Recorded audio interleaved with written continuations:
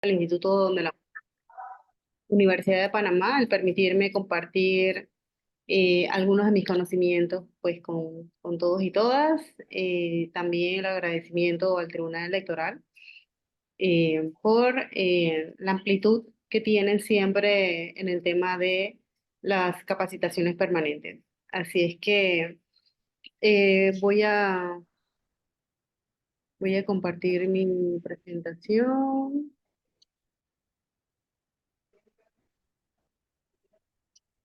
Me avisan si la ven, Sí se ve, profesora. si se ve.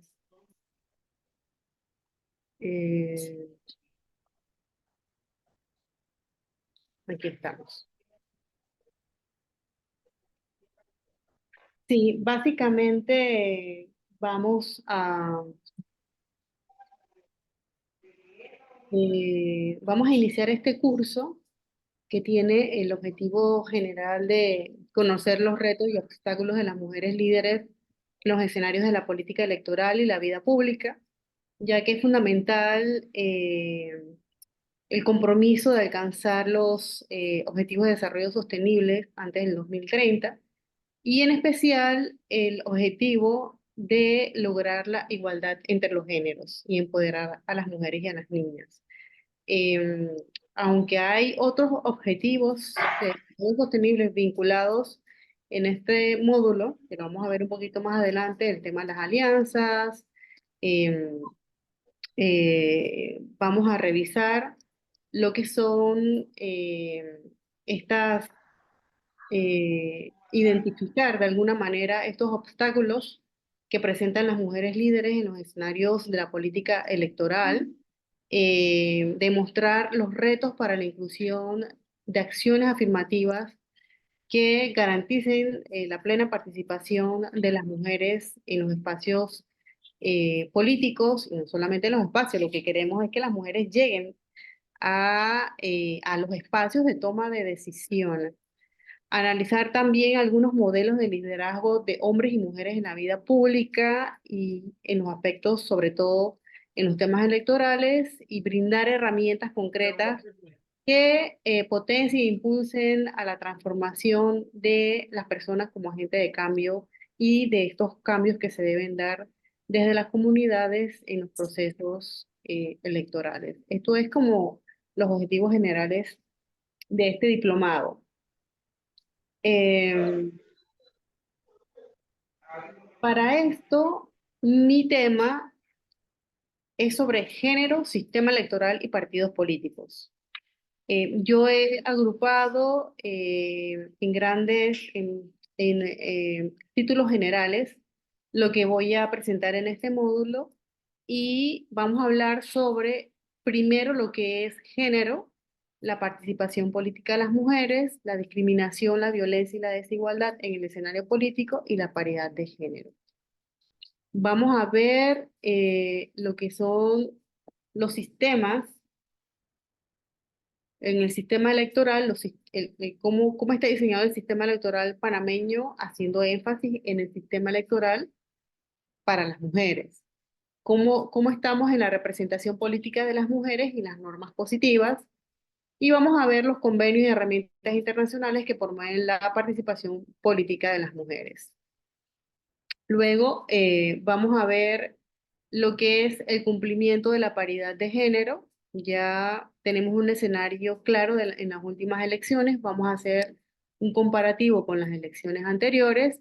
Vamos a ver qué es lo que está pasando en los reglamentos internos de los partidos políticos, lo cual es la principal razón de ser de la discriminación de las mujeres en los propios grupos políticos, porque si el reglamento no establece las reglas claras desde un principio, pues obviamente, por ejemplo, en el tema de la paridad, y lo mencionó la magistrada Yara ayer, lo de la famosa válvula de escape sigue siendo la piedra, el obstáculo, esa, esa forma que ha tomado la ley y la práctica para seguir excluyendo a las mujeres políticas de la contienda política. Vamos a ver también lo que establece o el rol de las secretarías de la mujer en los distintos partidos políticos. ¿Para qué se crea esta secretaría? Y qué otras funciones se les puede de pronto atribuir a las secretarías de la mujer. En la metodología, vamos esto va a ser como una conversación, ¿no? Yo voy a exponer algunas filminas con algunas ideas, algunos conceptos. Mis charlas siempre van a tener incorporada lo que es el enfoque de género y el enfoque de derechos humanos. Pero realmente lo que quisiera es tener una conversación. La conversación es interactiva, debe ser interactiva, participativa. Vamos a analizar los contextos. Hoy día tenemos fresco lo que ha sido la contienda electoral y me gustaría escuchar también sus ideas, sus reflexiones. Esto va a ser una participación colectiva, una construcción de ideas y de aporte de forma colectiva. Vamos a elaborar esas conclusiones y recomendaciones también en forma grupal y vamos a hacer una pequeña evaluación al final, no solamente de lo que hemos aprendido, sino una evaluación del contexto del módulo. Así que le doy nuevamente la bienvenida a todos y todas. Yo quisiera iniciar pues recordando que tenemos clase hoy y mañana al mismo horario, de 1:30 a 3:30, tenemos clase el martes 11, el miércoles 12 y el jueves 13. Hay unos requisitos mínimos para el tema de la participación, ya eso se le envió previamente por parte del Instituto de la Mujer, por lo cual pues agradecemos que estén pendientes de las clases y en caso de que no puedan conectarse en algún momento de la clase, las clases van a estar grabadas y la licenciada Daisy se va a encargar de compartirles las clases para que puedan Eh, repasar en caso de que no puedan abrir en el momento que la estemos impartiendo. Creo que aquí tengo a ver,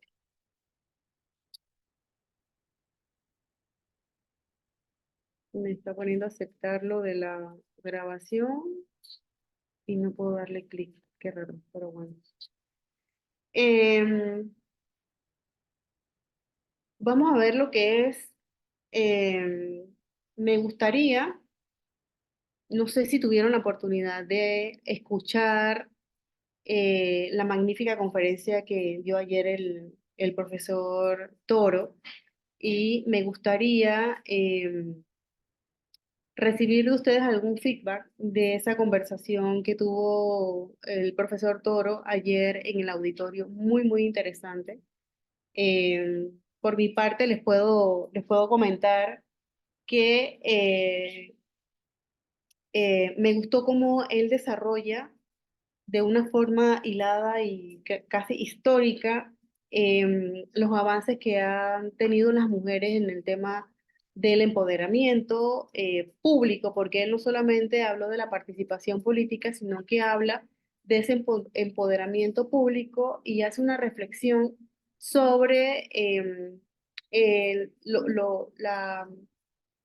lo que ha significado el hecho de que las mujeres en estas últimas décadas, él mencionó que a partir de la finalización del siglo pasado, iniciando este nuevo siglo, em, la cantidad de mujeres que cada vez ingresan a las universidades a prepararse, em, a especializarse, inclusive él indica que lideró una investigación en la que pues se destaca que prácticamente el 76, 75, 76%, decía él, de las personas que salen preparadas de la universidad, por lo menos de licenciatura, son mujeres. Entonces, él menciona cómo esto ha calado también en lo que es la participación de las mujeres, por ejemplo, en el área bancaria, en el área de salud. Él decía que muy prontamente vamos a ver a más mujeres que nos atiendan en los espacios de salud que a hombres, que le está sucediendo en este momento, porque cada vez es más la participación de mujeres en la vida universitaria. Entonces, así pues, hizo un relato de cómo las mujeres han estado empoderándose, que a pesar de eso, siguen las desigualdades, sobre todo en los espacios de toma de decisión, en el tema de salario, pero que él sí ve con buenos ojos que al futuro las mujeres podamos conquistar otros escenarios, como por ejemplo el escenario político. Y me gustaría un poquito, no sé si tuvieron alguien de ustedes, tuvo la oportunidad o tuvieron la oportunidad de estar en la conferencia de ayer, en la inauguración de este diplomado. Me gustaría escuchar algunas de sus opiniones con relación a lo que planteó ayer el doctor Danilo Toro. Les escucho. Hola, sí, muy buenas tardes. La directora regional de Cedulación acá de Panamá Oeste, La Chorrera, en la Bienvenida. cual pues sí, desde el día de ayer fue muy oportuno para todas las que participamos en ese lanzamiento con este distinguido doctor Danilo Toro, poder escuchar todo esos datos históricos que todavía faltan, pero que él ha avanzado muchísimo. Y una de lo que me llamaba la atención es que para estas elecciones de este 2024, según la estadística que él mostró de las 13 candidatas a diputadas, yo quería hacer la observación es si me escucha. Sí, la escuchamos. Sí, sí. Es que, ¿qué es lo que ha enfatizado? Que mujeres no se desempeñen en la rama política, porque tal cual usted estaba conversando ahorita, sí estamos viendo una mujer empoderada en educarse, en transformarse, pero que es que no es equitativo con el nivel de las mujeres en el posicionamiento político y que yo destacaría en todo lo que conversó el doctor ayer, es que es una muy buena oportunidad mandarle un mensaje a todas estas mujeres que van a liderizar en cualquiera de los puntos de las candidaturas a nivel nacional, que dejen un mensaje de un resultado efectivo y eficiente y que a través de esa referencia mucho más mujeres puedan incrementar en esta política para el 2029. Este serían eh, el, lo que me quedé en todo lo que conversó el doctor Danilo ayer. Muchas gracias. Muy bien, muchas gracias, licenciada Zuleika. ¿Alguien más que nos comente un poquito sus impresiones o las reflexiones luego de escuchar ayer la conferencia del doctor Danilo Toro, que estuvo muy, muy interesante?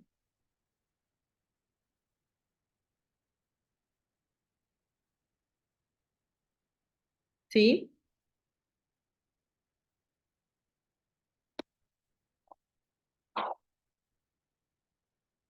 Italia, no se te escucha. Italia, micrófono. ¿Sí?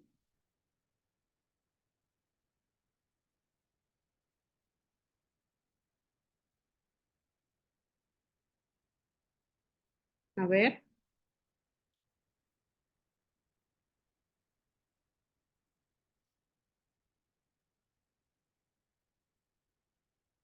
¿alguien está tratando de participar?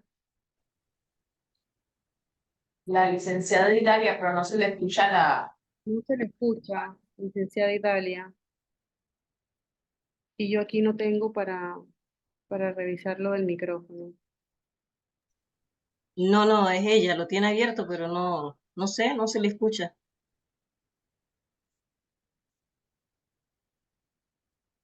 No se le escucha, licenciada Idaira. ¿Será que tiene audífonos? A veces suele suceder con audífonos. Bueno, otra persona que participe, porque ella lo tiene abierto, pero no, no se le oye. A ver, ¿alguien más que quiera compartir? Buenas tardes. Buenas tardes. Buenas. Sí, buenas tardes, Maruri licenciada. Pimentel de Relaciones Internacionales del Tribunal Electoral.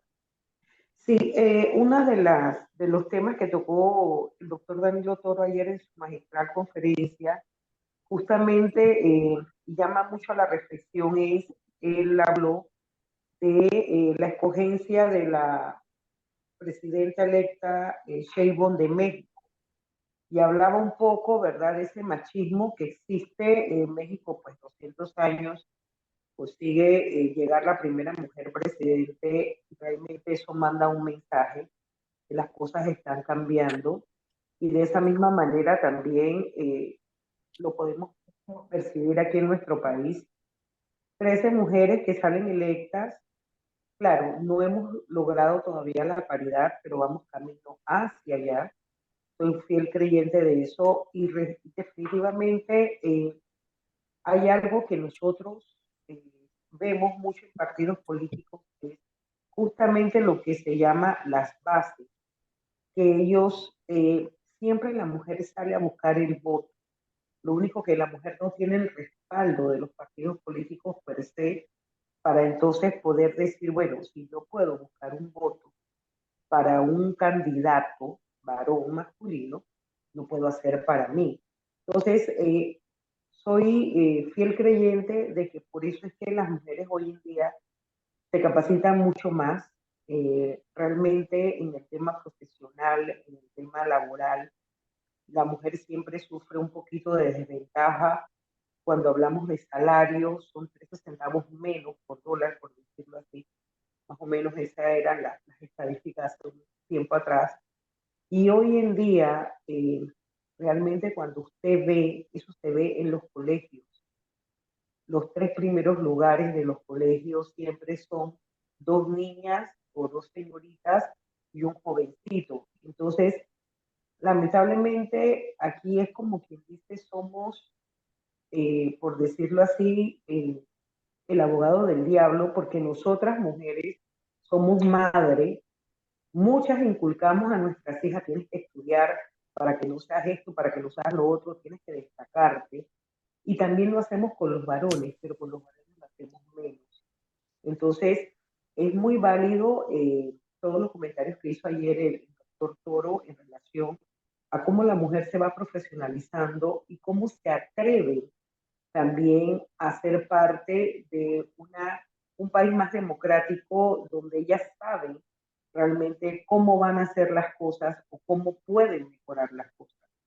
Entonces, la realidad es una sola, estamos evolucionando ya pues con la candidata a hoy en día presidenta electa de México, tenemos 14 mujeres que representan muy bien la presidencia de los países y esperemos pues que esto vaya en aumento. Las chicas, sobre todo las mujeres, que hoy por hoy son ese relevo generacional, están aspirando a muchas cosas más. Y está la muestra, bueno, que él puso la muestra en ese momento fue en la Diputación, con las 13 diputadas electas de 71, pero también lo vemos mucho en las juntas comunales, en las representantes de corregimiento, y también lo vemos mucho en lo que es la parte de las alcaldías. Entonces, siento que a medida que vamos avanzando, vamos logrando, ¿verdad? Abonar ese terreno y como quien dice, estamos ya arando y estamos realmente sembrando esa semillita para que de repente no en el 29, pero sí en el 34 lleguemos a esa paridad que tanto queremos. Muy bien, muchas gracias, licenciada Maruri. Eh, a mí me encantó la reflexión final que hizo el doctor Toro con relación a el tema de la corrupción. Él manifestó que la corrupción no prospera de la misma forma en las mujeres que en los hombres. Y realmente eso tiene, esa reflexión tiene un componente muy importante de género, que vamos a ver a continuación, porque, y lo decía él ayer también, las mujeres piensan dos veces antes de cometer un error, piensan dos veces antes de tomar una acción que perjudique a su familia, a su entorno, a sus hijos, a sus hijas.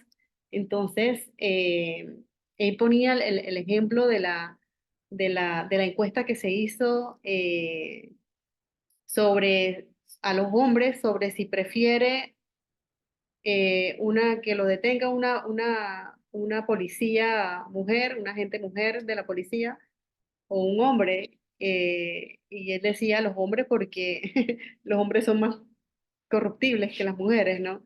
Entonces, esto sí tiene un trasfondo de género y entonces entramos en materia.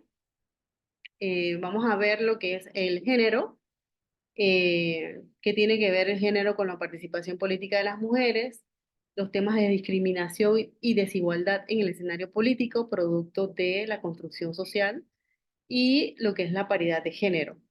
Entonces, cuando preguntamos qué es género, todavía hay personas que, primero, que son apáticas a la palabra, al género, son apáticas porque piensan que tiene que ver con, miren, yo he llegado a talleres donde voy a hablar de género, de la perspectiva de género, de la construcción social, y siempre sale alguien comentando que queremos imponer una agenda 2030 de la diversidad sexual y quedan enredando los temas de género con los temas de la población LGBTQ+, lo cual es una postura incorrecta, porque debemos conocer los conceptos, debemos informarnos sobre los conceptos para poder tener una opinión, para poder también tener una crítica ante cualquier situación que se dé con relación al concepto.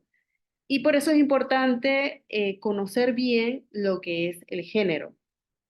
Entonces, eh, el género es un concepto que se comenzó a utilizar a mediados y finales del siglo pasado.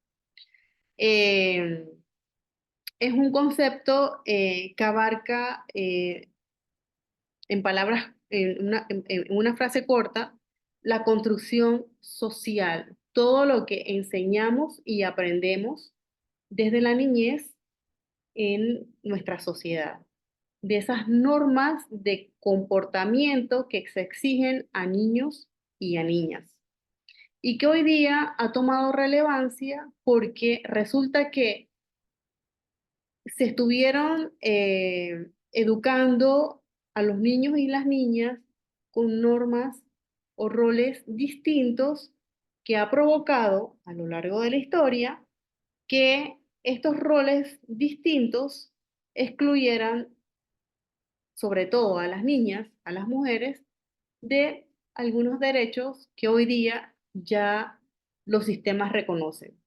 Entonces, en un concepto propio, formal, que es el que establece en nuestra legislación la Ley 4 del 29 de enero de 1999, que es la ley que crea la igualdad de oportunidades en Panamá, se recoge en el 99, se recoge el concepto de género como un término que denomina la construcción social de las identidades diferenciadas de mujeres y hombres. Consiste en la adscripción de identidades, roles y valores diferenciales entre mujeres y hombres, los que se expresan como desigualdades. Esta misma ley establece como concepto la perspectiva de género.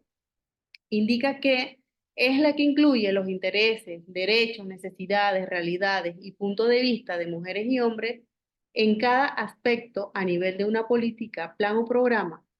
Es la forma de ver y entender las múltiples formas de subordinación y discriminación que, frente a los hombres, experimentan las mujeres de distintas edades, etnia, raza o condiciones socioeconómicas, o también por algún tipo de discapacidad, preferencia social, ubicaciones geográficas y otras, dando lugar a la diversidad entre las mujeres que influye en la manera de cómo se experimenta dicha subordinación y discriminación.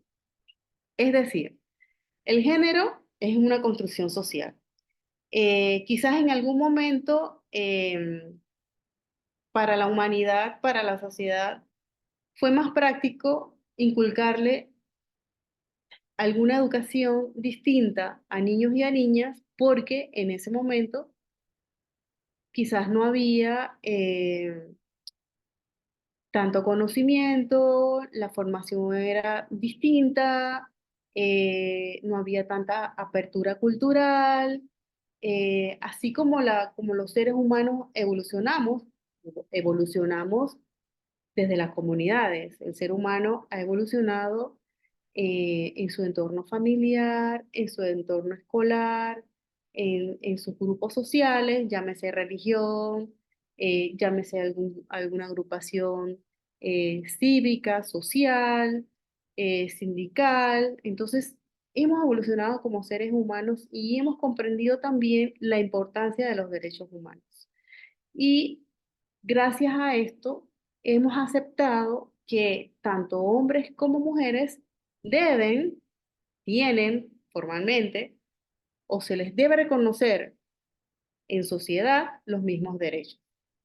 Entonces, esto ha sido como una constante lucha de información, de conceptualización y de práctica para que hombres y mujeres podamos estar en el mismo plano legal, en el mismo plano formal. Cuando hablo formal me refiero a la legislación, a las leyes, y por eso que ustedes ven o han notado que hay distintas normas, leyes, convenios también internacionales que promueven estos derechos, sobre todo para las mujeres, porque son o hemos sido las que históricamente hemos estado excluida de los espacios públicos.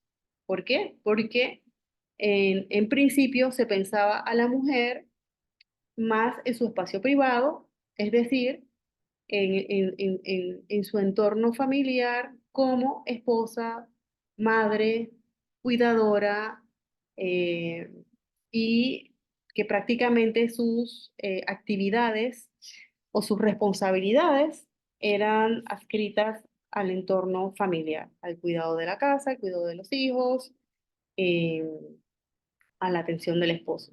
Pues hoy día, gracias a los estudios en los derechos humanos, a la incorporación de las políticas con perspectiva de género, cada día más es más abierta la posibilidad de que las mujeres sean reconocidas como un ente importante dentro del hogar, pero también en las esferas públicas. Y ayer también lo mencionó el doctor Toro, hay muchas más mujeres en la universidad, en los espacios bancarios, en los espacios financieros, comerciales, jurídicos. Hoy tenemos una mayoría de mujeres en el órgano judicial, que es un órgano importante, el tercer, es uno de los tres órganos más importantes del Estado y obviamente eso nos está indicando que hemos hecho un trabajo para eso.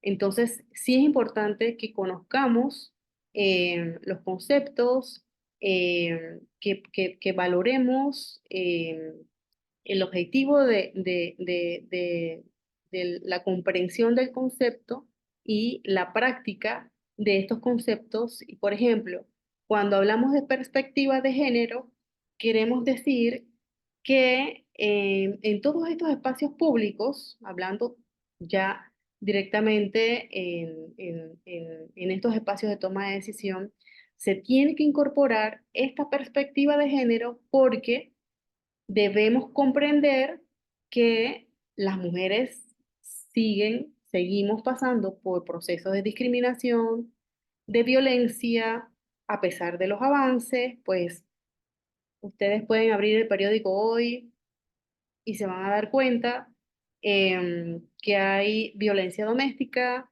que hay violencia estructural, institucional, que todavía hay mujeres que están siendo discriminadas en la esfera política, en la esfera laboral, en la esfera económica, y por eso es importante que esta perspectiva de género esté presente en los proyectos, planes y programas de todas las personas que están dentro de las instituciones donde se toman decisiones. Entonces, la forma de tomar en cuenta que esas desigualdades continúan es precisamente aceptándolo.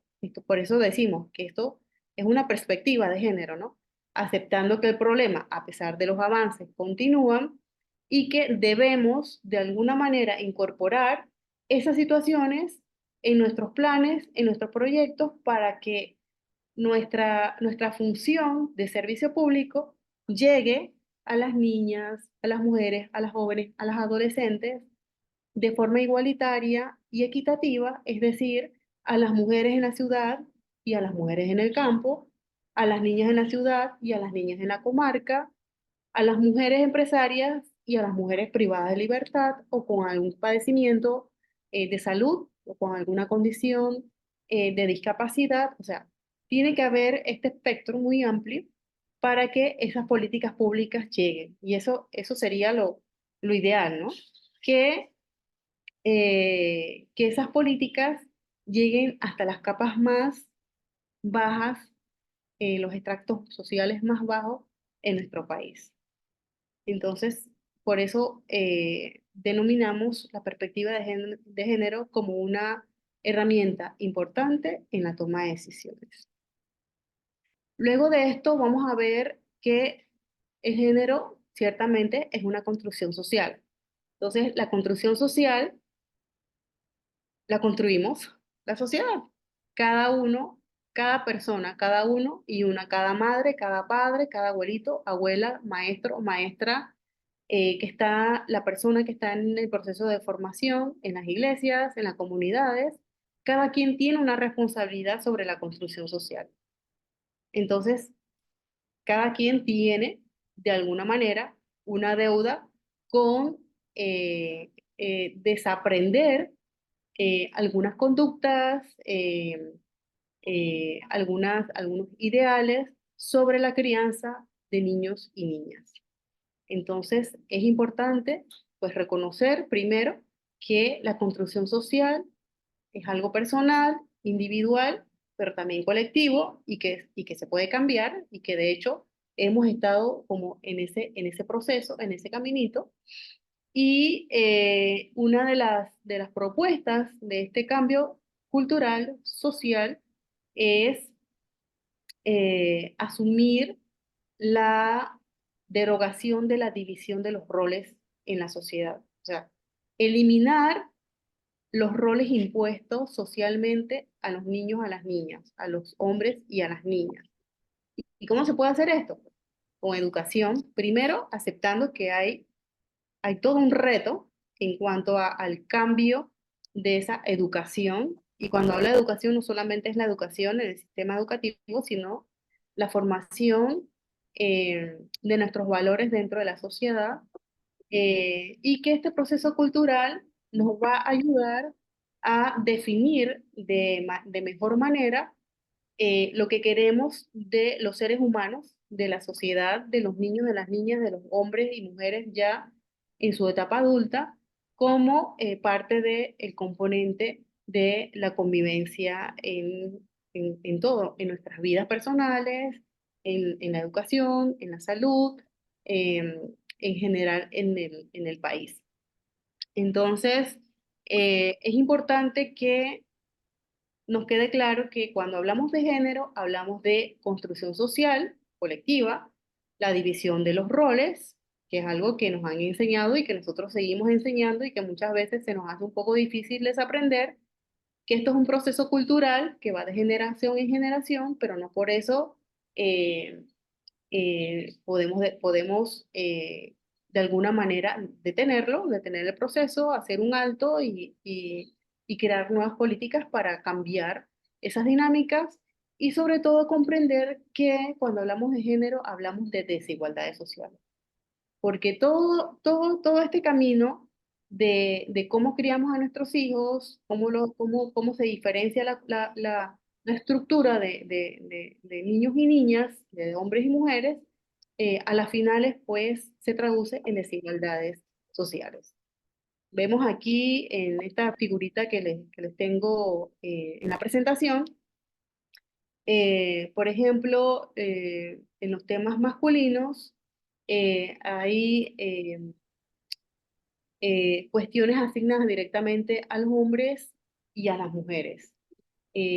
Por ejemplo, los idiomas, quién puede ubicar mejor un sitio, el tema de quién necesita un masaje, el tema de quién soluciona los problemas, versus quién maneja una moto, quién puede estar con más presencia en un medio de comunicación, o quién puede estructurar una canción, un mensaje televisivo. O sea, hay ciertas actividades que han sido excluidas por cuestiones de género a los hombres y a las mujeres. Si tiene alguna pregunta o algún comentario que hacer durante mi intervención, para que no me dejen a mí solita hablando, con mucho gusto levantan la manito y podemos escucharle. Entonces, cuando hablamos de género, como lo decíamos anteriormente, estamos hablando de el, es como el denominador común de esta crianza androcentrista enfocada en privilegios o en actividades masculinas, se traduce en discriminación. Y la discriminación es un tipo de violencia. Y cuando hablamos de género y violencia, hablamos de eh, cualquier acción o conducta que sea basado en género, ¿no? Que sea basado en género, en esta construcción social, en lo que los hombres deben ser y en lo que las mujeres deben ser o lo que las mujeres no deben hacer. Que cause muerte, daño o sufrimiento físico, sexual o psicológico a la mujer, tanto en el ámbito público, ahí ya sabemos que en el ámbito público es la violencia doméstica, el femicidio, o en el ámbito privado, que en el contexto en el que estamos en este momento puede ser el ambiente político. Entonces, esta es una definición que da la Belén do Pará, que es una herramienta internacional muy importante, que define, que lo vamos a ver un poquito más adelante, define y establece algunos conceptos específicos con relación a la violencia de género para que los estados puedan, de alguna manera, reconocerlas y trabajar sobre ellos. La violencia de género contra las mujeres constituye una violación a los derechos humanos y trae como consecuencia perjuicios en la vida de las mujeres y en la sociedad. Ayer lo decía también la magistrada Yara Campos. Las mujeres somos el 50% de la sociedad. En algunos casos y en algunos espacios somos más del 50%. Ella decía que inclusive en el padrón electoral somos más del 50% las mujeres. Entonces no tiene sentido que en un país donde la mayoría o la mitad somos mujeres, no tengamos representación.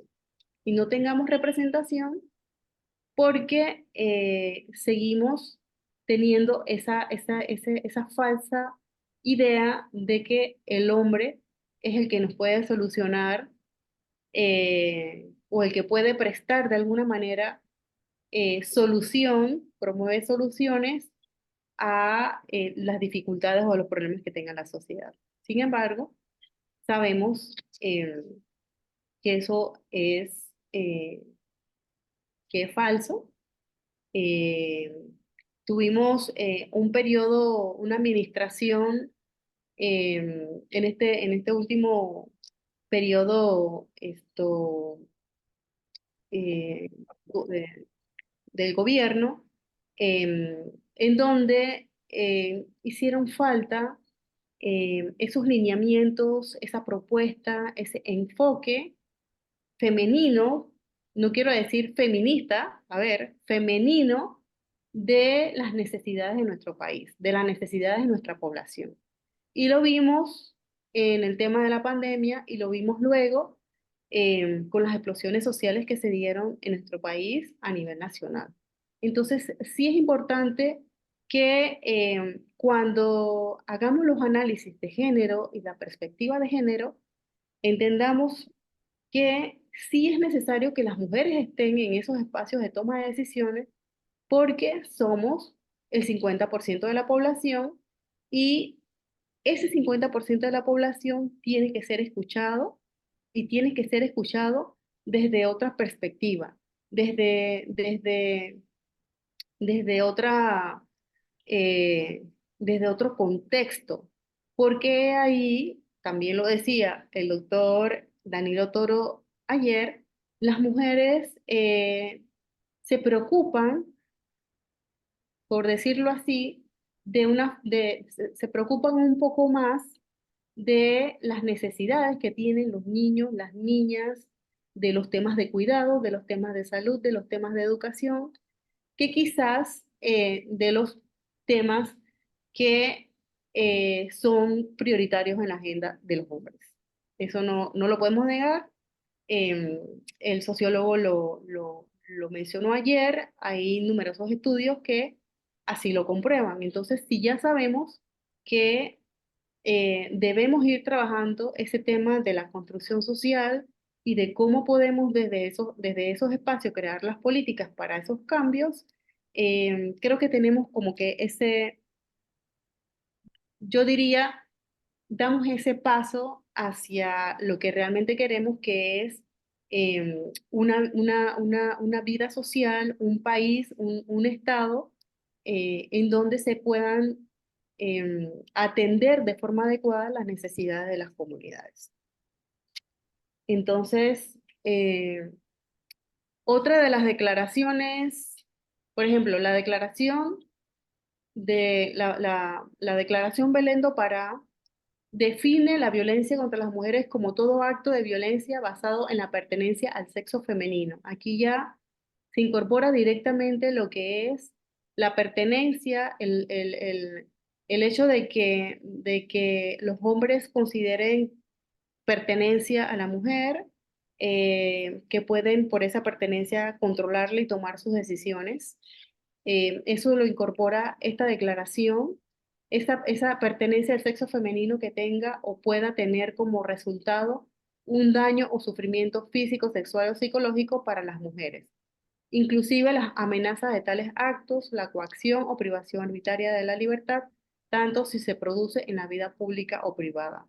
La Declaración Belén do Pará amplía un poquito más el concepto de género, incorporando el tema de la pertenencia al sexo femenino. Por eso es importante que podamos tener con claridad el tema de que el género es una construcción social que divide los roles o divide lo que yo deseo eh, aceptar que haga un hombre y una mujer.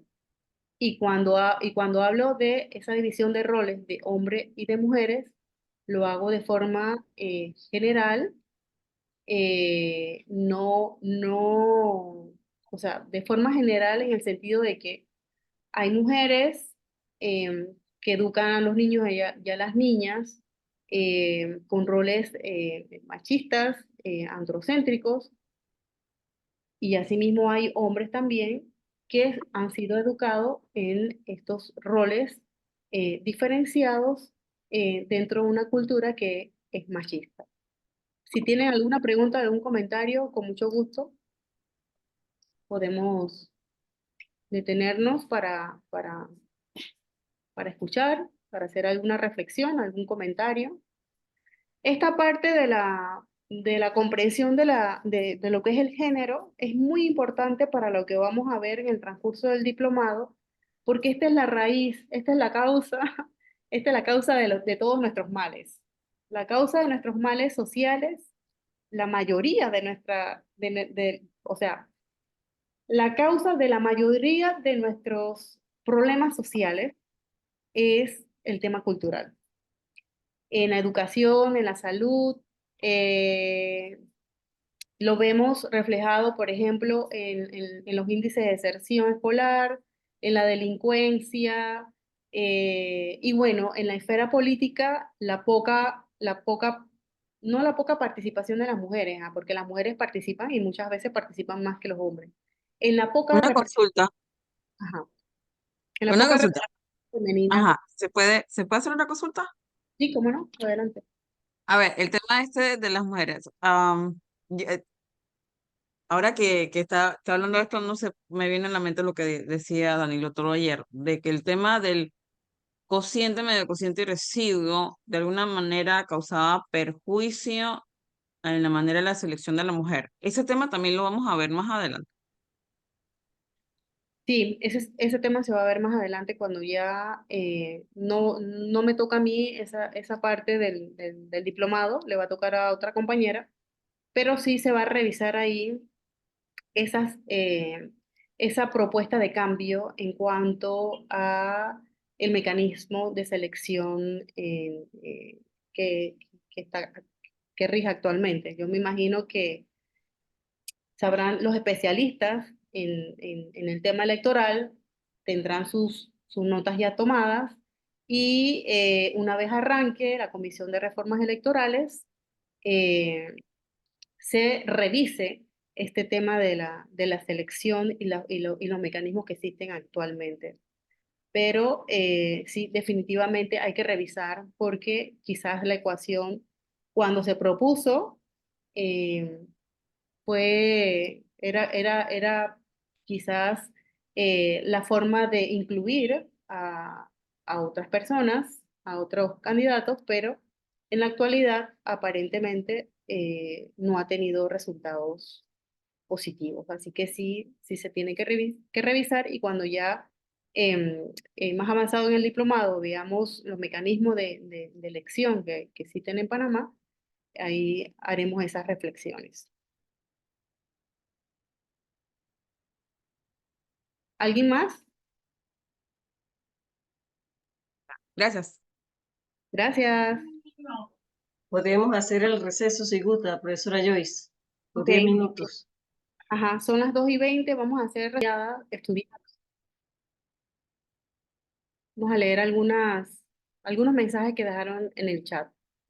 La licenciada Rosalba dice, mi reflexión es que al haber más mujeres estudiadas, pensarán dos veces en participar en un ambiente de corrupción o no ético.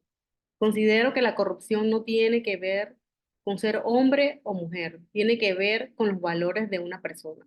Completamente de acuerdo. La licenciada Cecilia dice, si hubieran más hombres que opinaran como de mujeres como el doctor Toro, tendríamos un mundo mejor, definitivamente, y si hay muchos, ¿ah?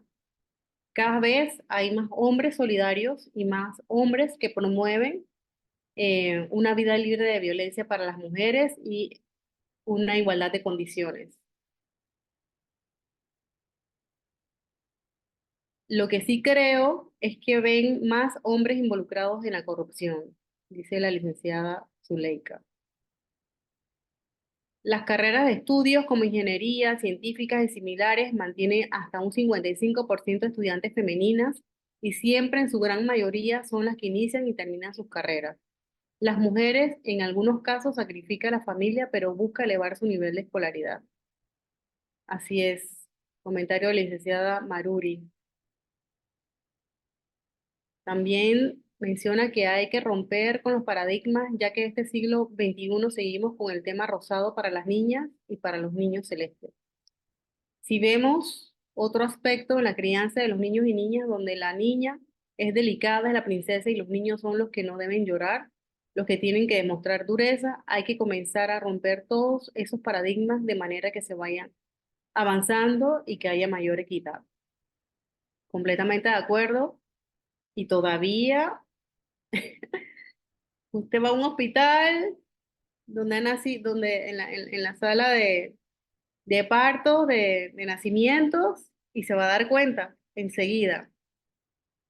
El rosado y el celeste son, es muy común que se siga utilizando. Es raro que la mamá o el papá decidan por colores, por ejemplo, como el amarillo, el verde, el rojo, inclusive en, en los almacenes, en las floristerías, uno quiere enviar algún obsequio para el nacimiento de un niño o una niña y los colores que te ofrecen son el rosado o el celeste.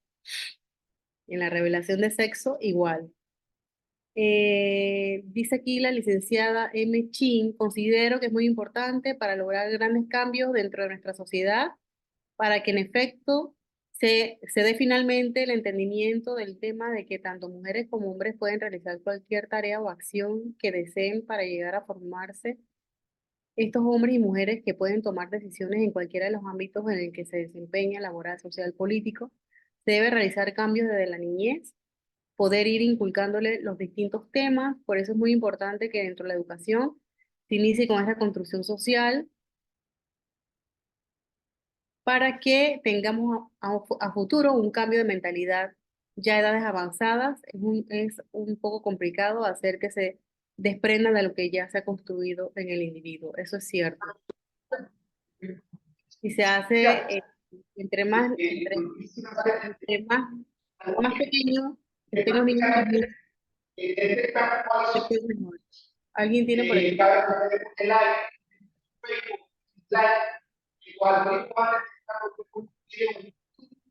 ¿Alguien tiene un micrófono abierto? Ya, Carmen, Carmen, Realmente, tiene el micrófono abierto. Ok, muy bien. Entonces, seguimos acá con las causas del género. Las causas del género, una de las causas del género es el sistema patriarcal androcéntrico. También lo mencionó, la conferencia del doctor Toro, él recogió muchos conceptos y teoría en una conversación que fue muy fluida, muy amena, pero muy profunda. Y por ejemplo, él decía, eh, si los hombres también menstruaran, ¿recuerdan? Él se refirió, Sí, sí. ajá, ¿qué dijo el doctor Toro con relación a la menstruación?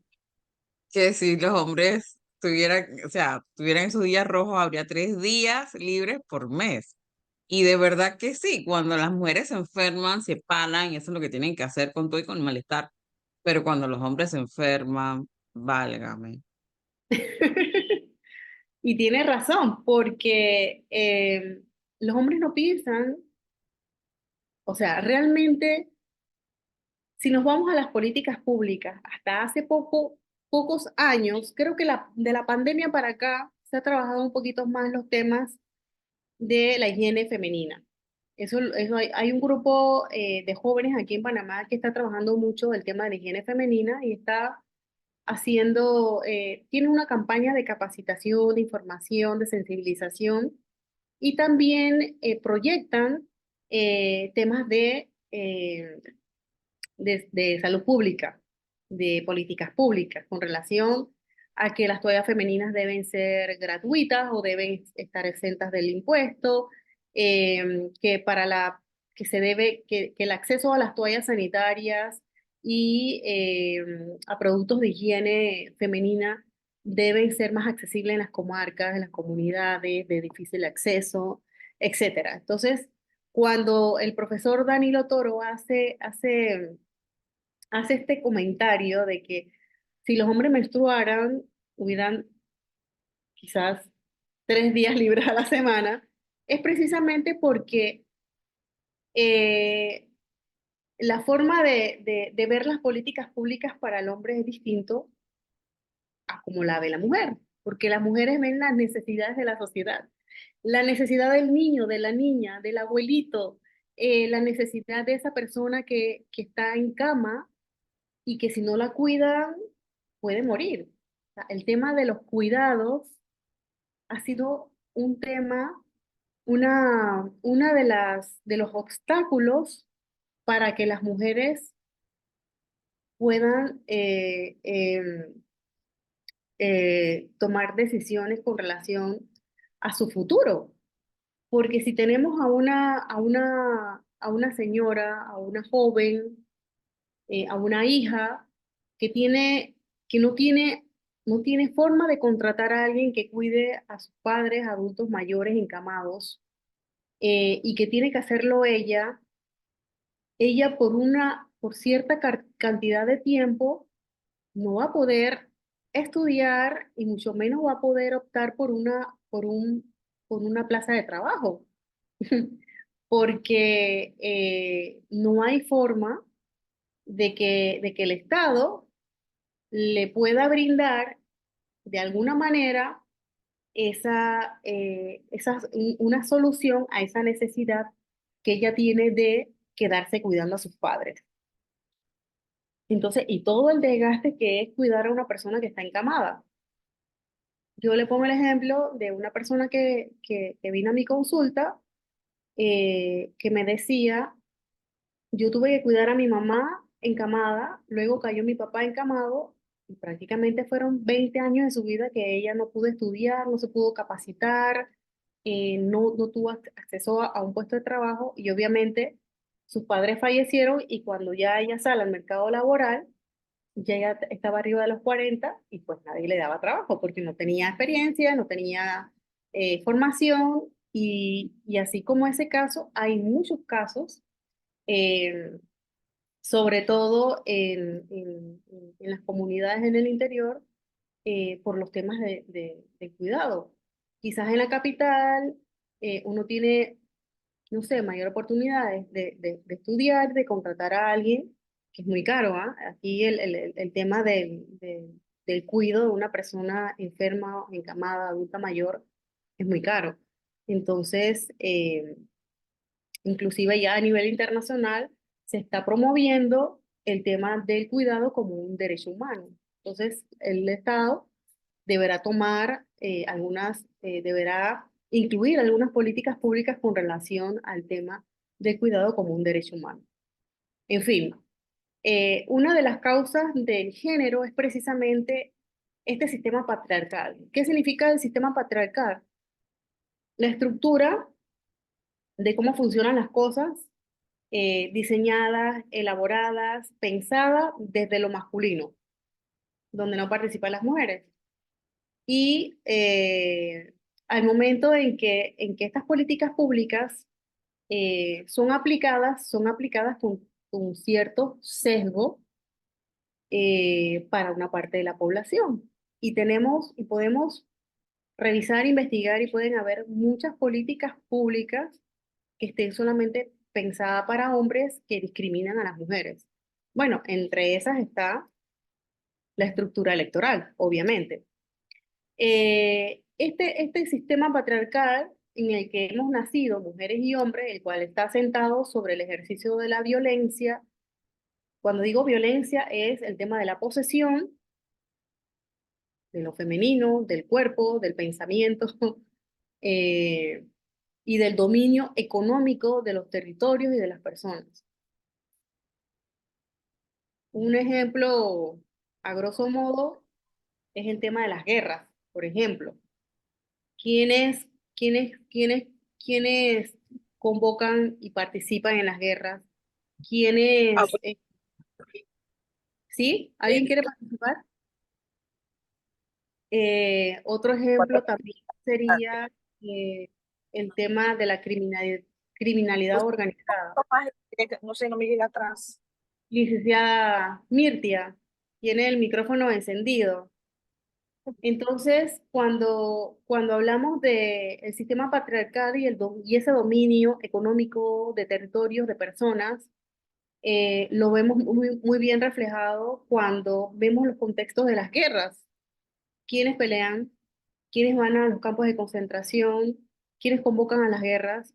¿Para qué se convocan a las guerras? ¿Quiénes mueren en las guerras? Eh,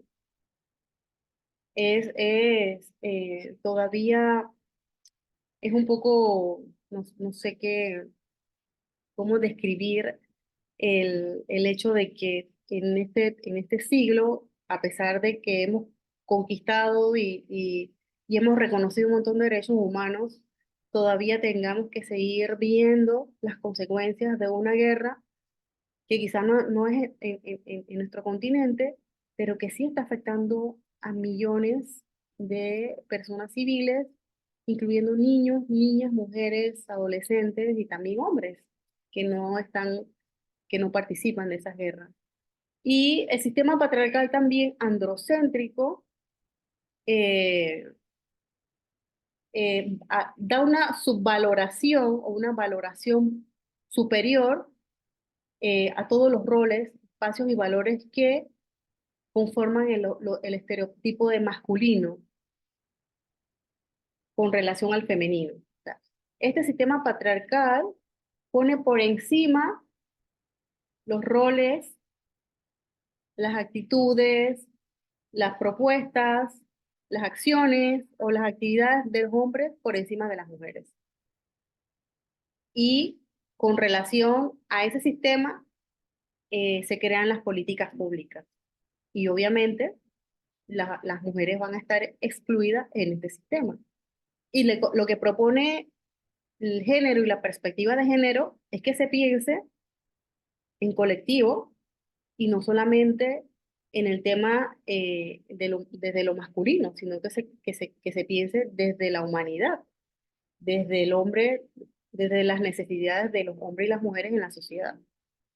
Eso cambiaría mucho la dinámica estatal, la dinámica institucional, porque llegarían un poquito más esas ayudas a esas necesidades que tienen las comunidades, sobre todo las mujeres y la niñez.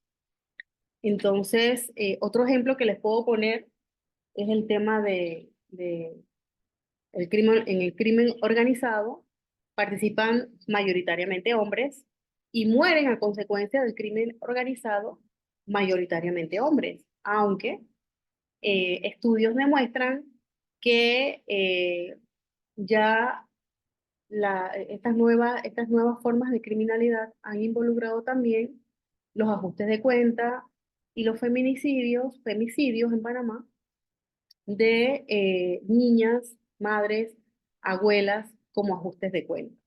Entonces, eso es parte también de este sistema androcéntrico y patriarcal dominante que da un valor superior al hombre que a la mujer. Otra de las causas es el tema de la relación de poder, que esto es algo que no lo podemos desprender de lo que es la subordinación. Em, lo recogimos en la ley de violencia doméstica, la ley 38, el tema de la subordinación, la relación de poder, y se ha mantenido en la legislación, precisamente porque en las situaciones de violencia doméstica siempre se da este componente de el control o el poder que ejerce el hombre sobre la mujer. Y no estoy hablando solamente de quizás un poder físico, que el hombre a lo mejor tiene más fuerza que la mujer y la puede someter, sino es un poder que va mucho más allá, es el poder de controlar sus ideas, sus pensamientos, sus decisiones, en decisiones eh, tan básicas, familiares, como el hecho de cuántos hijos tener, en qué espacio tener los hijos o cómo cuidarse para planificar. Entonces, esta también es una de las causas de ese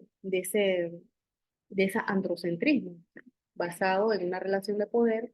Siempre ha utilizado la violencia contra las mujeres para impedir que salgan del lugar que se les ha asignado o que tengan un rol, que se mantengan en un rol pasivo, callado, dependiente en el área doméstica y en el área de cuidados. Entonces, esa es otra de las causas que tiene el sistema androcéntrico, que todavía no nos hemos podido librar de él, porque en el momento que nosotros veamos que las políticas públicas llegan a nuestras comunidades, donde hay más mujeres participando en los espacios de toma de decisión, en donde hay menos violencia y femicidio, ya vamos a saber que esa estructura androcéntrica ha cambiado y que ha tenido efecto. De lo contrario, vamos a seguir viendo la violencia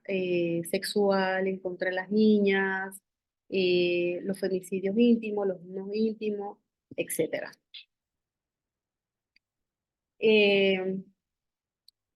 Tenemos también que tenemos que tener claro que estos conceptos de género, de perspectiva de género, del sistema androcéntrico, va directamente ligado a lo que es la exclusión y la violencia contra la mujer. Es muy importante que podamos nosotros reconocer que si no hay mujeres en la toma de decisiones es porque hay violencia contra ellas en esos espacios.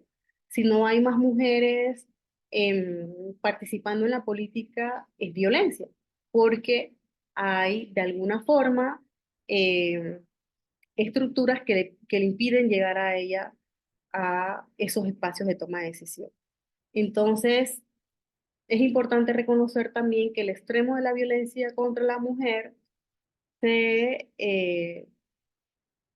traduce en el ámbito privado como violencia doméstica, violación sexual y femicidio, pero también se da en el ámbito público. O sea, la violencia salió de la casa. La violencia también se da en el ámbito público a través de la violación, del abuso sexual. La violación puede ser, eh, por ejemplo, de una estudiante que acepta una reunión con algún profesor y en un espacio educativo se, se ve en una situación en donde ella sea la víctima. El abuso sexual, y estoy hablando que puede ser en el área docente, puede ser en un ámbito de salud, puede ser em, inclusive en uno religioso donde se pueda dar una violación sexual. El abuso sexual generalmente se da en contra de niños, niñas, adolescentes. El tema de la tortura, también la trata de personas, es parte de esta violencia que se ejerce por estructuras de poder y que son delitos. Por ejemplo, la trata de personas es un delito internacional y es uno de los delitos que ha ido escalando en gravedad, siendo uno de los más graves a nivel de nuestra región en América y también en otras latitudes como en Europa. La prostitución forzada, el secuestro de niños, niñas, adolescentes, el acoso sexual. El acoso sexual se da en el trabajo, en un establecimiento de salud, educativo, en la iglesia, etcétera. Y otro tema que está también dentro de la violencia contra la mujer, que es la violencia política, que tiene diversas manifestaciones, que quizás más adelante vamos a revisar algunos ejemplos puntuales, que ahora con la nueva uso de la tecnología, esta violencia política se traslada también al área tecnológica, al área pública de redes sociales, con los fake news y con la desacreditación y todo lo que a través de redes ha estado suscitando en el tema político. Y fue una también, es uno de los análisis que nos queda, que tenemos pendiente de esta última contienda electoral, revisar, hacer un estudio de todos esos ataques que se dieron a las mujeres que estaban participando de la política, que están dentro de la violencia de género. Quizás no todo es violencia de género, hay que revisar.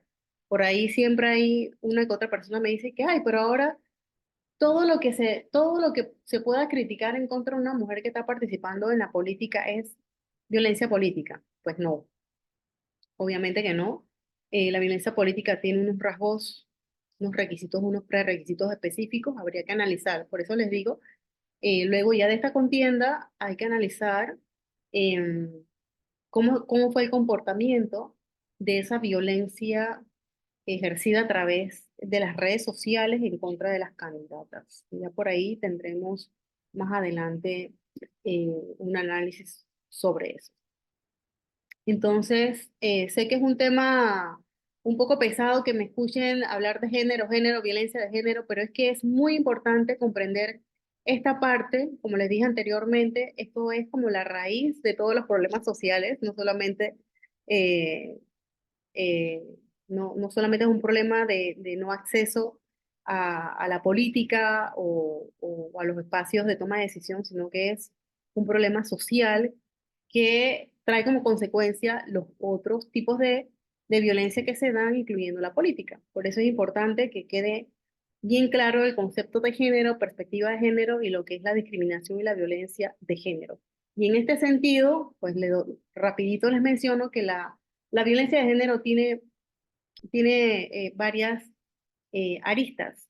Está la violencia física, que es como que la que más reconocemos, más fácil reconocemos la violencia física, la violencia sexual, que es una violencia que es muy eh, eh, técnicamente hablando, es una violencia que es difícil de reconocer y de investigar porque ocurre en un ambiente privado, íntimo, en donde no hay testigos y muchas veces esto dificulta la investigación, pero es una de las violencias más atroces, sobre todo cuando se comete en contra de bebés, de niños y niñas adolescentes.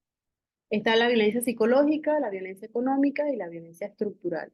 Todas estas violencias las recoge en nuestra ley 82 del 2013, que es la ley que tipifica el femicidio y otras formas de violencia en contra de las mujeres.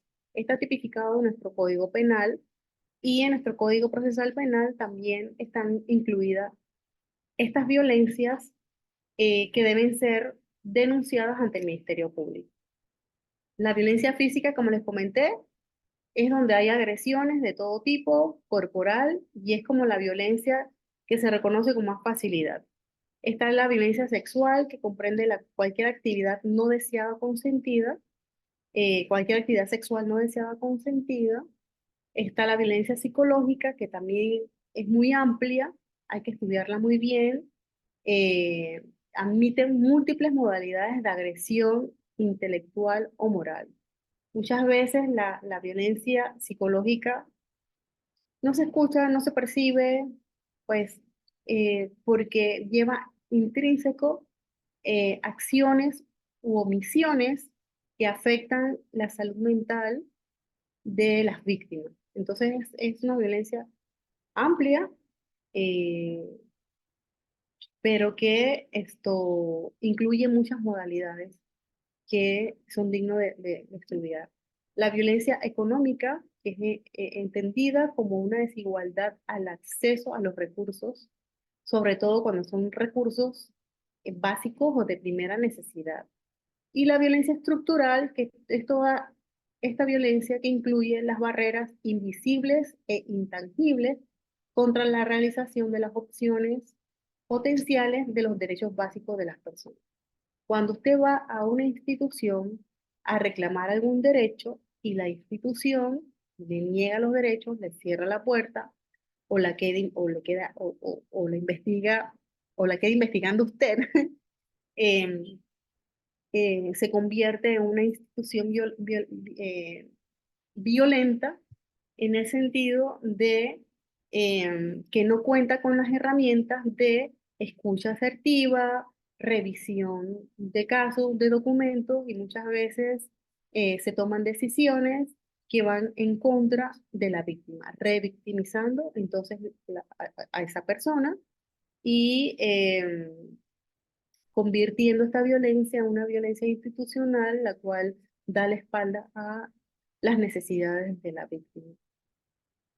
Entonces, la violencia tecnológica y la violencia digital, como se los mencioné hace poco, se refiere a los actos de violencia cometidos o instigados o agravados en parte o totalmente por el uso de las tecnologías de información y comunicación, las TICs, las plataformas de redes sociales y correo electrónico, y causan un daño psicológico y emocional, refuerzan los prejuicios, dañan la reputación o causan pérdidas económicas, además de que plantean barreras a la participación de las mujeres en un mundo libre de violencia.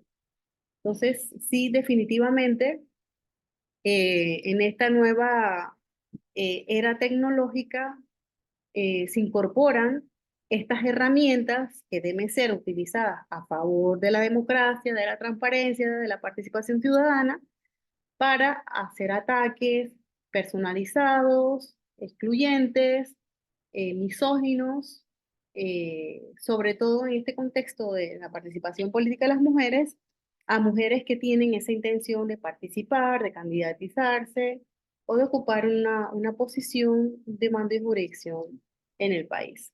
Entonces, es importante que tomemos también en cuenta esta forma de violencia que es ahora como una moda. Y también hablando de género, hay que tener claro que los estereotipos de género son estas acciones tradicionales de funciones y responsabilidades de mujeres y hombres en la familia y en la sociedad. Son todavía estas cosas que queremos como mínimo que hagan las mujeres o los hombres cumpliendo una función social.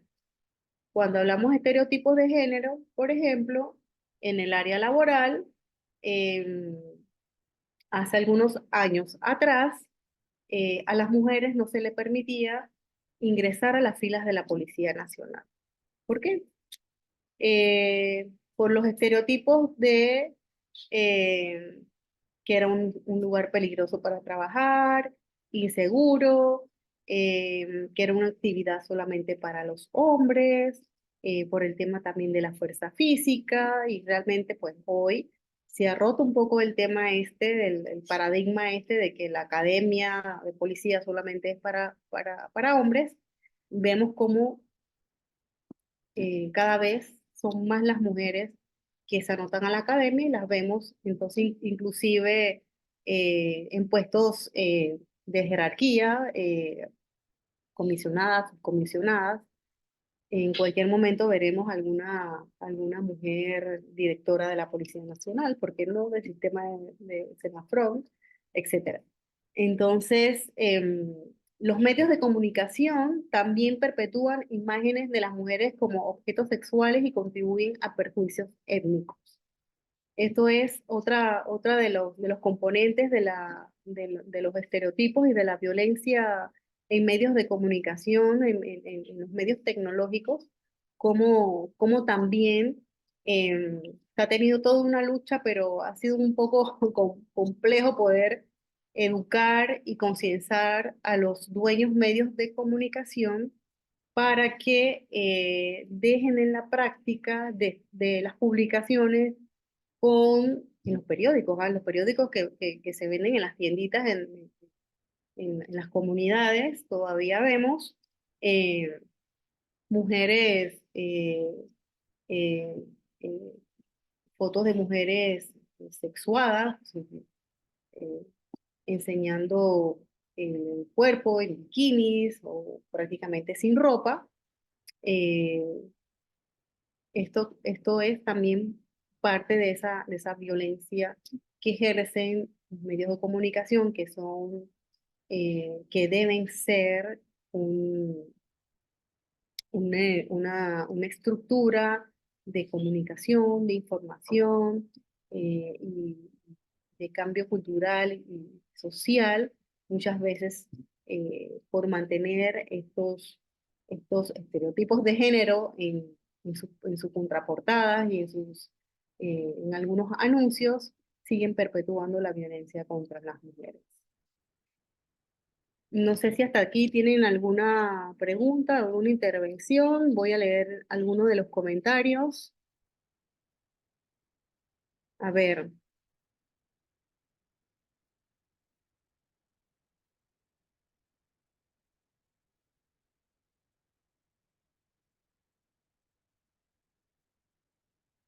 dice la licenciada Bonilla, todavía en este siglo se define rosado y celeste. Ajá. Sobre políticas públicas menstruales, eso es muy interesante y no solo se ha analizado en Panamá, sino en muchos otros países. Empresas en todo el mundo están tomando medidas para normalizar la menstruación y garantizar el bienestar de las personas que la viven. En Panamá, empresas multinacionales actualmente sí le dan a colaboradoras un día o dos al mes por esos días del mes. Asimismo es, hay otros países que ya tienen por adelantado esas políticas públicas. Aquí recientemente las estamos conversando. Aquí todavía no se ha superado el concepto de mujeres menstruantes, porque cuando se trajo el concepto de mujeres menstruantes, vino una línea eh, una agrupación o un sector de la sociedad que es de posturas más fundamentalistas y plantearon que el tema del concepto de mujeres menstruantes incluía a las mujeres trans. Entonces, quisieron como ver que las políticas que se estaban tratando de promover eran para población LGBTQ+. Y se formó una discusión de conceptos, eh, bueno, que finalmente pues no trajo nada porque eh, no se ha podido todavía elaborar un proyecto que pueda ser atractivo para el legislativo, en el cual se puedan promover derechos a la salud menstruante o a la salud de las mujeres menstruantes para que se puedan tomar algunas políticas públicas, algunas decisiones que beneficien a las mujeres, sobre todo algunas mujeres que tienen algunos temas de salud eh, con temas de menstruación. En fin, es también un tema de género.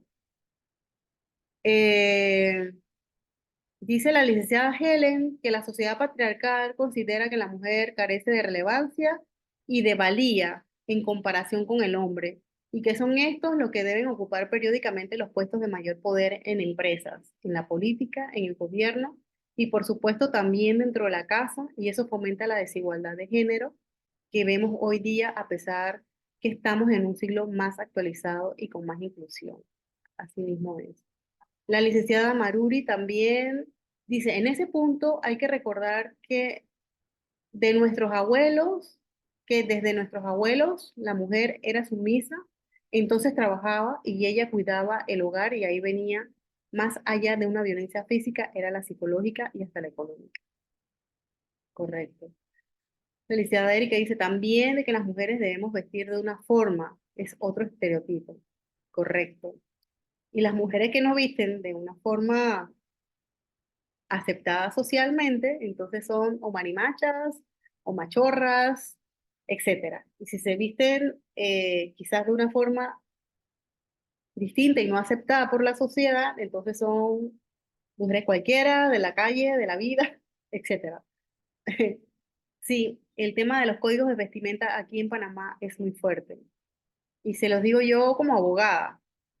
No es lo mismo que yo vaya a un tribunal un viernes, que vaya en jeans, sin zapatilla y me ponga un saco por encimita porque no me ven tan abogada como cuando que voy vestida, o sea, en vestido y en tacones al tribunal. El tema del código de vestimenta aquí en Panamá es muy fuerte, es excluyente, crea muchos prejuicios eh, y discrimina, y la discriminación también es violencia. Y bueno, tengo muchas anécdotas y casos que he visto con relación a los códigos de vestimenta en algunas instituciones que de verdad nos daría como para una charla completa. Para mantener los ratings utilizan la sexualidad de la mujer en los medios de comunicación, tal cual, y así mismo nos lo han dicho. Cuando las feministas hemos exigido la eliminación de las mujeres sexuadas en las portadas o contraportadas de los diarios, nos han dicho textualmente esto. Eso es lo que vende. Y ha sido muy difícil. Yo creo que hemos, hemos avanzado un poquito en ese sentido, pero ¿alguien que quiera participar? ¿Alguien que quiera participar? Me gustaría conocer algunas de sus reflexiones de lo que hemos estado revisando hasta aquí. Eh, es un tema, quizás algunos pueden decir es cansón escuchar a que la profesora diga sí, la género, perspectiva de género, que los hombres y las mujeres, si ya estamos en pleno siglo XXI, ya las mujeres trabajan y ya las mujeres son, pareciera, pero todavía no tenemos, y bueno, y la prueba está, nada más veamos lo que pasó en las elecciones. Dos mujeres como candidatas a la presidencia. 13 mujeres de 72 electas como diputadas. En las comunidades, creo que se ha hecho un trabajo, a ver, las mujeres han tenido la oportunidad de trabajar en estos últimos periodos de campaña un poquito más directamente con la comunidad.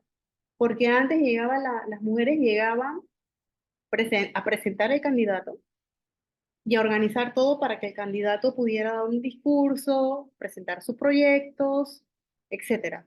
Hoy día ya las mujeres se atreven un poco más, así como dijo el doctor Danilo ayer, hay mucho más empoderamiento porque ya la mujer viene preparada, muchas tienen licenciaturas, ingeniería, muchas tienen maestrías y se empoderan y tienen un poquito más de oportunidad de pronto si corren para puestos locales, representantes o alcaldesas, y tienen un poquito más oportunidad en el sentido de que se mueven, las mujeres se van a mover un poquito, a ver, se mueven diferente a los hombres porque llegan con un discurso de atender las necesidades de la comunidad.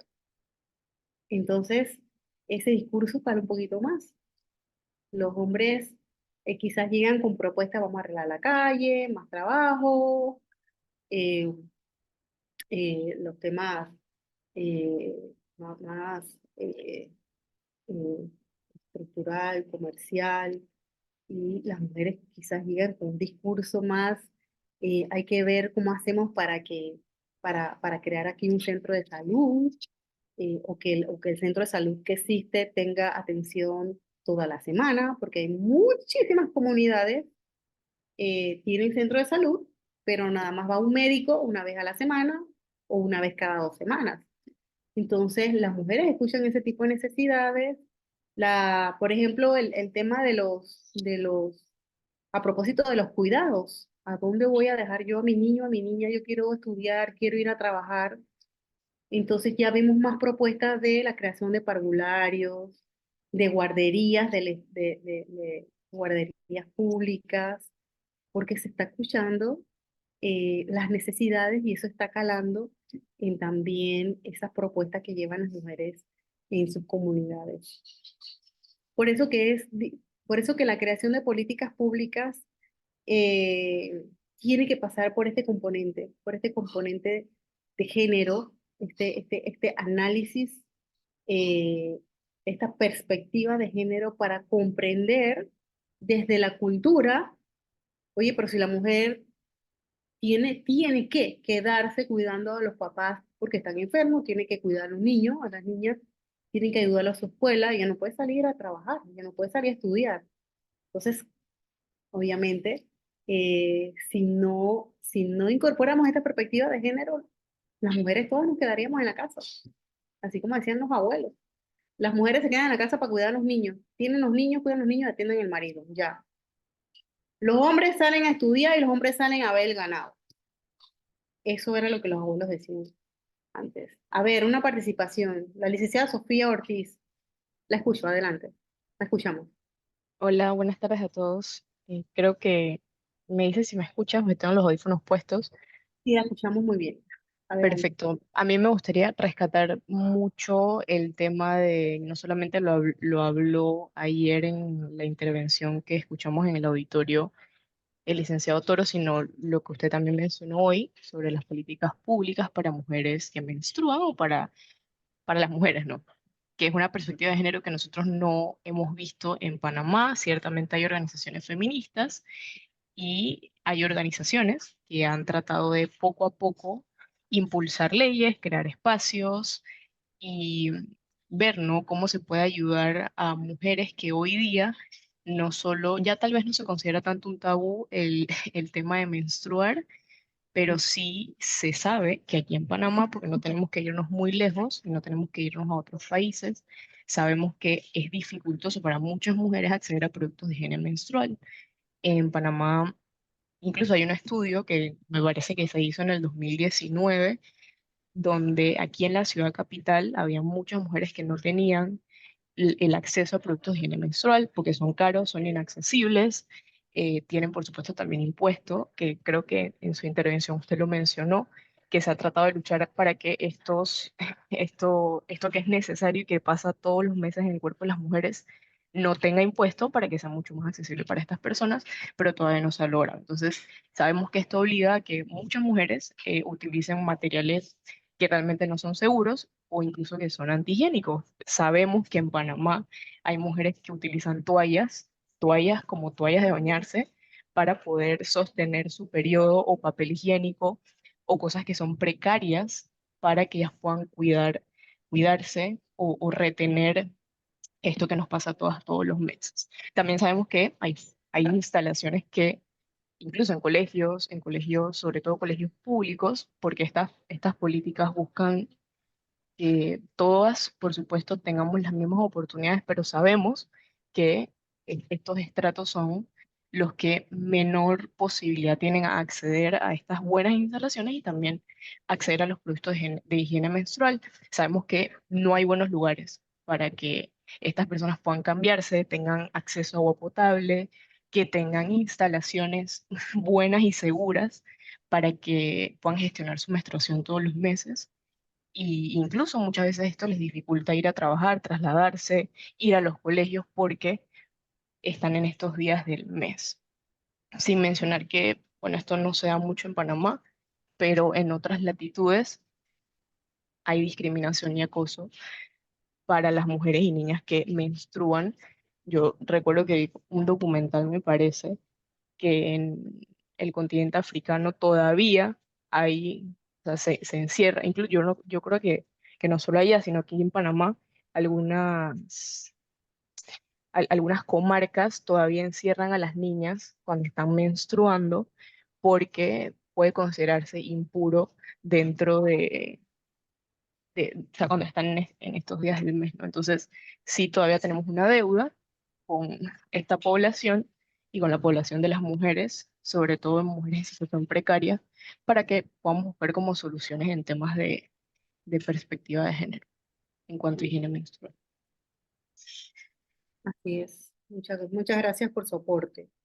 Y sí, de hecho, tiene que haber legislación. En algún momento, Panamá tiene que incorporar política pública para las mujeres menstruantes. Pues, eh, eso se tiene que hacer. Es una deuda importante. Imagínense, las niñas algunas desde noveno, décimo, ya eh, inician a menstruar. Y si vemos la estadística de las jóvenes adolescentes que están en los colegios, vemos la cantidad de adolescentes que necesitan ese recurso. Y por otro lado, y bien lo anotó usted, eh, si las escuelas no reúnen las condiciones básicas. Ayer, antes de ayer, unos colegios en La Chorrera no dieron clase porque no había agua. Entonces, si los colegios no reúnen condiciones mínimas de salubridad, agua, un baño privado, no un baño que tenga una puerta a la mitad, eh, y otras condiciones, una enfermería donde las niñas y las jóvenes puedan ir a solicitar en caso de emergencia, o una consejería en donde les puedan dar alguna solución en caso de que se manchen. O sea, tantas situaciones que pasamos las mujeres con la menstruación, y es un tema que no ha sido incorporado en una política pública. Entonces, de eso se trata. A ver, diga Sofía. Sí, y yo quería agregar que muchas veces cuando se incorpora, por supuesto porque mujeres lo impulsan. Hace un mes aproximadamente en un baño de un restaurante vi, la dueña del restaurante me indicó que tenían toallas sanitarias por si en algún momento una de sus clientas necesitaba o tenía una emergencia, tenía algo. Este restaurante, por supuesto, era gestionado por una mujer. Entonces, por eso es importante que podamos nosotras encontrar estos espacios donde participar, porque bien lo decía, nosotros podemos contar nuestra experiencia, nosotros podemos decir, nos duele, nos hace sentir mal, estamos en este momento del mes, pero no lo puedes entender si no lo estás viviendo diario y siempre va a ser impulsado por una mujer, así que es por eso es bueno siempre buscar nuestros espacios dentro de para que nosotras mismas podamos impulsar estas políticas, en Así es. restaurantes, en colegios, en donde sea. Sí, lo que pasa es que si se incorpora una política pública, es precisamente para eso, ¿no? No solamente sería en las escuelas, sería en las escuelas, en los lugares de trabajo, en los establecimientos privados, porque para eso es una política pública. Una política pública es lo que va a regir a nivel nacional a la población, ¿no? Dependiendo, obviamente, de cada sector. Pero sí, definitivamente, yo estoy segura, ojalá que en esta administración, sí, yo tengo la esperanza, que esta administración sí va a ser un poco más abierta a los temas sociales, a los temas de las necesidades sociales.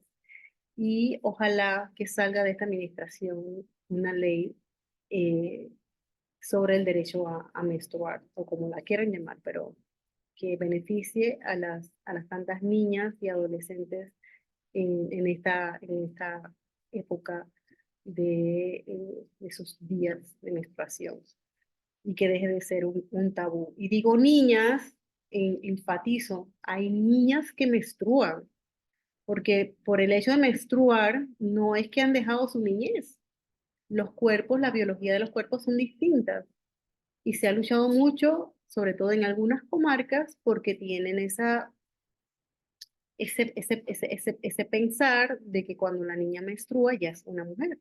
Ya sabemos, la Organización Mundial de la Salud ha establecido algunos parámetros para eh, ser considerado en cuanto a las edades biológicas de los niños, las niñas y los adolescentes. Y eso también debe ser reconocido. Entonces, tengo otros comentarios aquí, son las 3:20. Eh, dice la licenciada, a ver, dice el licenciado Ricky.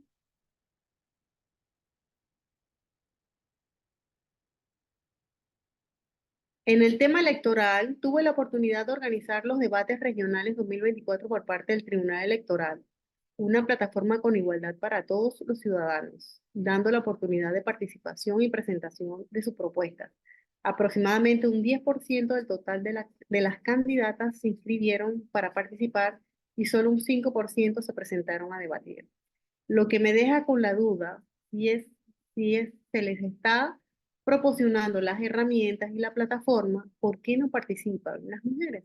¿Qué factores influyen en que sean las propias mujeres las que no desean adentrarse a la política? ¿En realidad existe una desventaja entre géneros en el ámbito político o es falta de decisión? Esas son algunas interrogantes del licenciado Ricky. Yo voy a tomar un screenshot aquí porque eso lo vamos a estar revisando la próxima clase. De esa reflexión, de ese cuestionamiento vamos a verlo la próxima clase. Dice la licenciada Maruri, la implementación del sello de igualdad de género en la empresa privada demostró que hay empresas, 9, que sí están conscientes de espacios que necesita la mujer. Sala de lactancia materna y la ley se está cumpliendo y se ha logrado que tanto la empresa privada y las instituciones públicas se han establecido esas salas. Correcto. Igual tenemos la ley de la licencia de paternidad para los hombres, creo que todavía no está reglamentada, pero que hay empresas, no estoy segura de instituciones porque no lo he investigado todavía, pero estoy segura que sí, que están cumpliendo con la ley de paternidad, ¿no? Una vez nace el niño, bajo ciertos requisitos que debe tener el padre, puede acogerse a algo corto, pero es para promocionar la paternidad responsable. Dice la licenciada Erika, la ley de endometriosis hace un precedente exacto, aunque desde luego hace falta más. Es correcto. Totalmente de acuerdo de incorporar las políticas a favor de las mujeres, porque hay muchas mujeres limitadas en avanzar en estudios porque tienen un hijo y les impide salir adelante. Así es. Esta interrogante o este planteamiento de interrogantes del licenciado Ricky Baruco lo vamos a ver para la próxima clase. Nosotras voy a terminar el tema aquí. Luego vamos a ver el tema de género y la política. Y para el día de mañana, vamos a estar revisando estos cuestionamientos que hace el licenciado Ricky Baruco para hacer algunas reflexiones y construir de forma colectiva algunas ideas con relación a si las mujeres tienen o no desventaja, si existe o si es una falta de decisión. Así que no sé si tienen alguna otra intervención. Licenciada Erika, adelante. Bueno, primero que nada, un gusto poder contar con esa exposición tan magistral de parte suya y agradecerle a Luz nuevamente y a todas las personas presentes. Bueno, del tema que estás hablando a lo último, que era lo de la licencia de paternidad en el tribunal, tenemos un poco más allá de lo otorgado o concesionado por ley. En el tribunal estamos dando un día más, es decir, 4 días hábiles a nuestros papás para que puedan hacer uso en esa corresponsabilidad, promoviendo esa corresponsabilidad dentro del hogar para ir rompiendo esos estereotipos y bueno, de eso se trata parte del trabajo y me lo menciono porque a veces, aunque tenemos las cosas, debemos recordarlo a lo interno para que podamos promoverlo. En este diplomado, profesora, tenemos varias personas que son directivos regionales del Tribunal Electoral y de otras áreas, lo cual podemos permear en políticas al interno también de manera transversal. Excelente, felicidades, porque eso es, o sea, cuando hay compromiso, y yo me imagino que en esto también tiene que ver la magistrada Yara Campos, porque la conozco y sé que tiene un sentido de pertenencia y de compromiso con estos temas.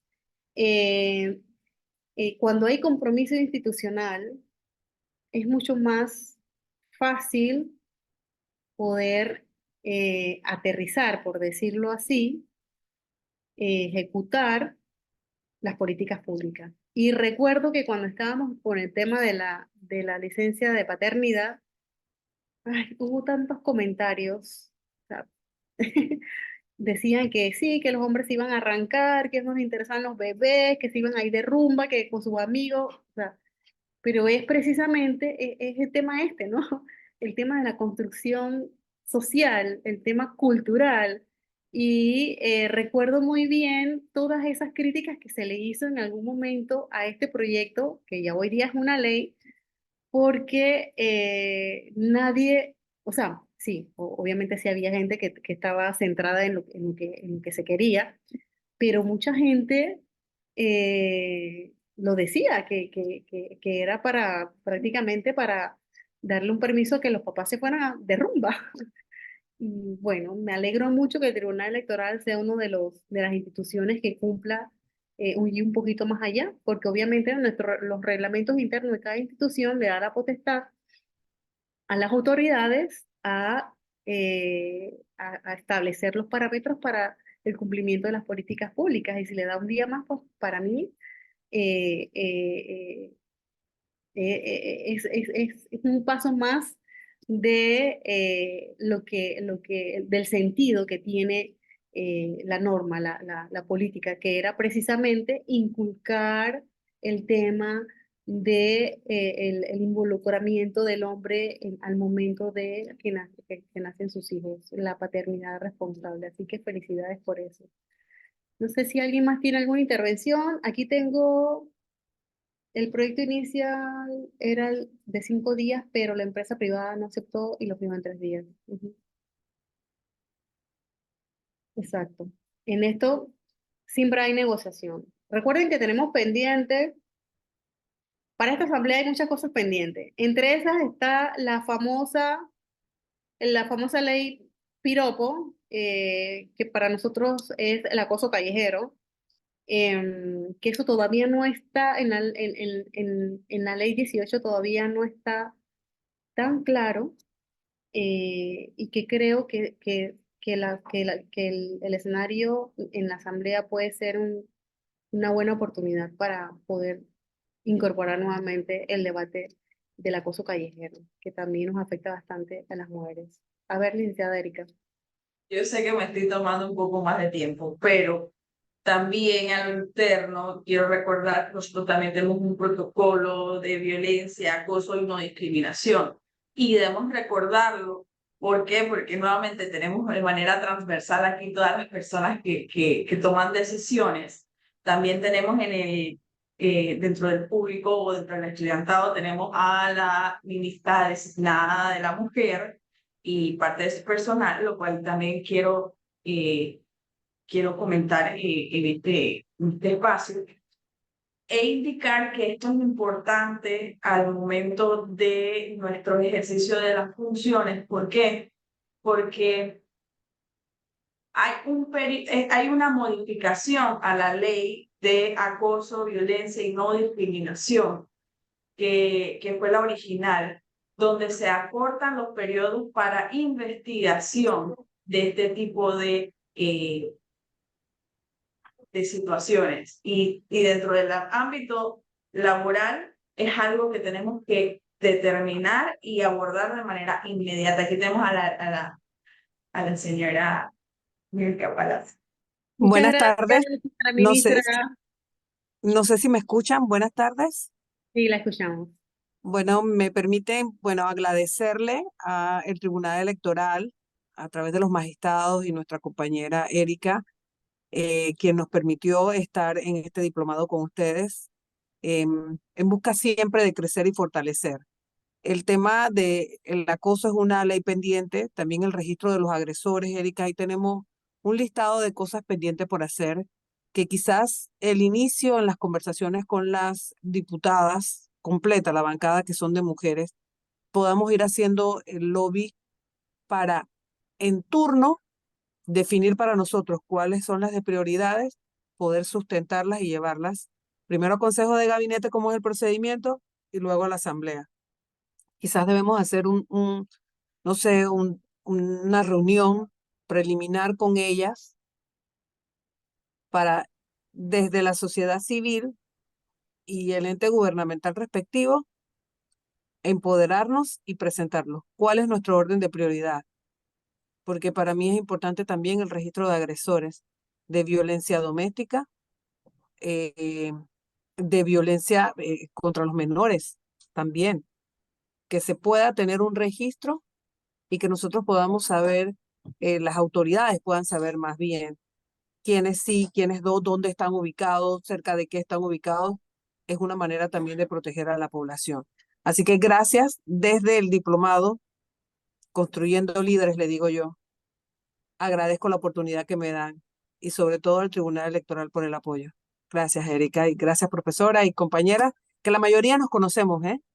La mayoría nos conocemos porque este trabajo de la lucha por las mujeres es un trabajo que nos toma años visibilizar resultados, pero seguimos comprometidas con Así los es. que empezaron en el 46, las que empezaron en 1920.